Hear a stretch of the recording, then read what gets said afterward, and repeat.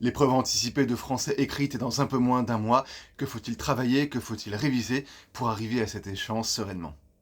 A priori, en cours, vous êtes en train de finir le programme, donc continuez d'être attentif parce que le sujet de dissertation peut tomber sur n'importe laquelle des 4 œuvres étudiées pendant l'année. Comme vous le savez, votre professeur suit l'ordre qu'il veut parmi les axes du programme.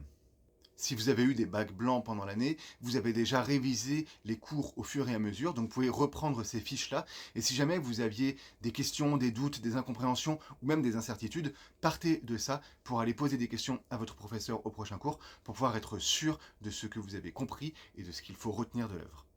En rapport toujours avec les bacs blancs, il est tout à fait probable que vous ayez eu un sujet de commentaire et un sujet de dissertation, que vous ayez traité évidemment un seul des deux sujets le jour du bac blanc. Vous pouvez vous exercer à travailler l'autre sujet, ce qui vous permet d'avoir des annales, des exercices, et d'autres annales d'ailleurs, vous pouvez en trouver beaucoup sur Internet, que ce soit les sujets tombés les années précédentes ou des sujets blancs.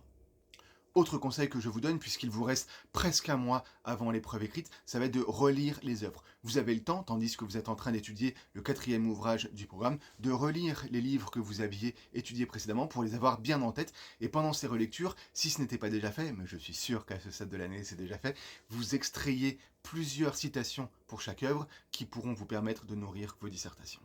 D'ailleurs, dans le même ordre d'idée, on est bien d'accord que vous aurez bien le livre que vous présenterez pour la deuxième partie de l'oral en tête avant l'épreuve écrite, puisque là aussi, ce sera une référence que vous pourrez utiliser dans la disserte. Bref, profitez des quelques semaines qu'il vous reste pour revenir sur ce que vous avez fait pendant l'année, l'assimiler au fur et à mesure avant de passer à un bachotage un petit peu plus intense. Vous avez le temps de relire, vous avez le temps de vous exercer, vous avez le temps de poser des questions, mais c'est justement le bon moment pour vous y mettre.